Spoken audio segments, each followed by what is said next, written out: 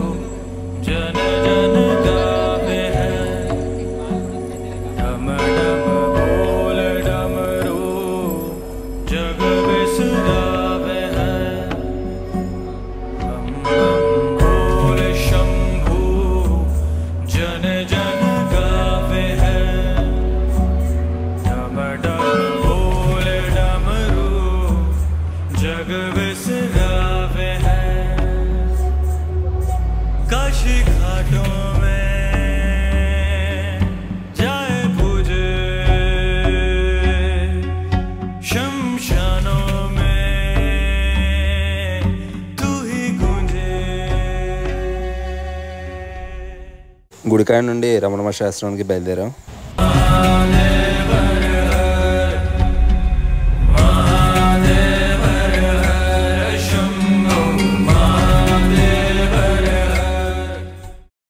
రమణ ఆశ్రమానికి 10:30-11 మధ్యన చేరుకున్నాం. అక్కడ నుండి రమణ యొక్క శివనిలయం దగ్గరికి వెళ్ళి ఆయన స్మరించుకుని దర్శించుకోవడం జరిగింది. 11 టైంకి అక్కడ భోజనం చేసాం. ఇక్కడ ప్రతిరోజు ఉదయం 10 గంటల నుండి అన్నప్రసాద్ కార్యక్రమం జరిగింది. భోజనం చేసిన తర్వాత అక్కడే కాసేపు కూర్చున్నాం. ఇక్కడ ఫోన్లు నాటేలో అంటే వీడియోస్ తీయడానికి, అందువల్ల సరిగ్గా వీడియోస్ తీయలేదు. కానీ సాయంత్రం మళ్ళీ వచ్చాం. అప్పుడు కొన్ని వీడియోస్ తీసాను. 12 టైంకి బయటకు వచ్చి రూమ్స్ కోసం వెతకడం జరిగింది. అన్నకి తెలిసిన వాళ్ళు ఉండడం వల్ల రూమ్ కొంచెం తక్కువ రేటు దొరికింది. పర్ డే వచ్చి 500 అనమాట.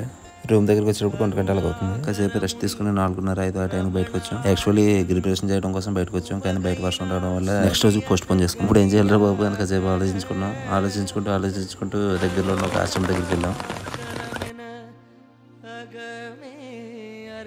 యోగి రామ్ శరత్ కుమార్ ఆశ్రమానికి వచ్చి ఆయన 1918 డిసెంబర్ 1న జన్మించడం జరిగింది. ఈయన కూడా చిన్న వయసులోనే ఆధ్యాత్మిక స్థితిలో ఉండేవారు. ఫిబ్రవరి 20, 2001 ఆయన మరణించడం జరిగింది. ఈయన మరణించే లోపల ఒక పెద్ద ఆశ్రమాన్ని నిర్మించారు. అదే ఇప్పుడు మనం చూస్తాం. ఈయన ఇందులో భక్తులకి జ్ఞాన యోగాన్ని, భక్తి మార్గాన్ని బోధించేవారు.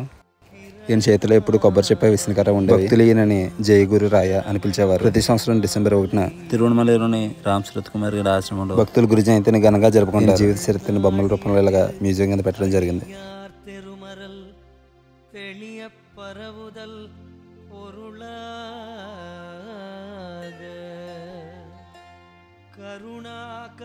ఇది ఈయన యొక్క శివనిలయం.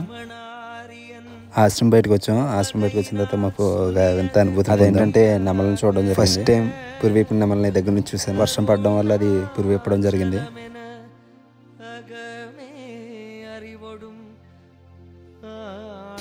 అక్కడ నుండి రమణాశ్రమానికి బయలుదేరాం.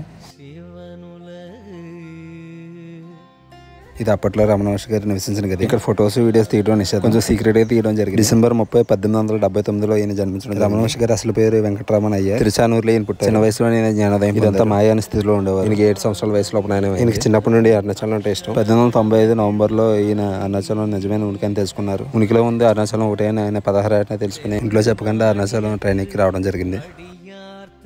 ఇప్పుడు వీడియోలో చూస్తుంది ఆయన యొక్క శివనిలయం. ఏప్రిల్ 14, 1950లో ఈయన మరణించడం జరిగింది. ఈయన గొప్ప ఫిలాసఫియర్ అని చెప్పొచ్చు. ఈయన మౌనంగానే ఉండి అందరికీ జ్ఞానాన్ని బోధించేవారు. ఈయన యొక్క నినాదం నేను ఎవరు అని తెలుసుకోవడమే. అక్కడ నుండి శేషాద్రి స్వామి ఆశ్రమంకి వెళ్ళి ఈయన గురించి షార్ట్ కట్లో చెప్పేస్తున్నాను. 1870 కాంచీపురంలో జన్మించారు. తర్వాత తిరుమల వచ్చి కూడా ఒక జ్ఞానం. రమణ మహర్షి గారు 16 ఏట అరుణాచలం వచ్చారని చెప్పి మొదటి రమణ మహర్షి గారిని ఎవరు మొట్టమొదటిసారి గుర్తించింది ఈయనమాట. ఈయన వల్లే బయట ప్రపంచానికి రమణ మహర్షి గారి గురించి తెలిసింది. రమణ మహర్షి గారి కంటే ఈయన 9 సంవత్సరాలు రమణ బాగోగులా నేనే చూసుకునేవారు.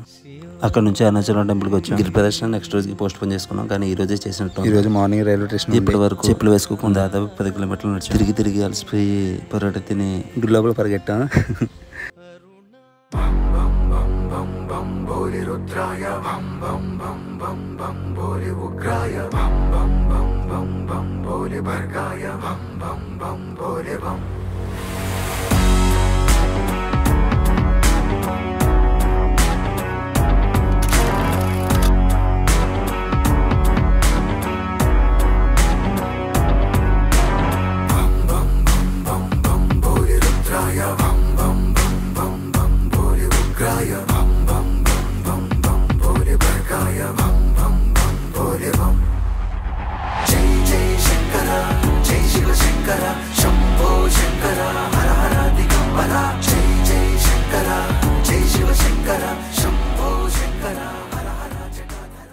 నైట్ 11ంటికి మళ్ళీ రూమ్కి నడుచుకుంటూ వెళ్ళిపోయాం. స్టూడియోలో కలుద్దాం. Bye bye.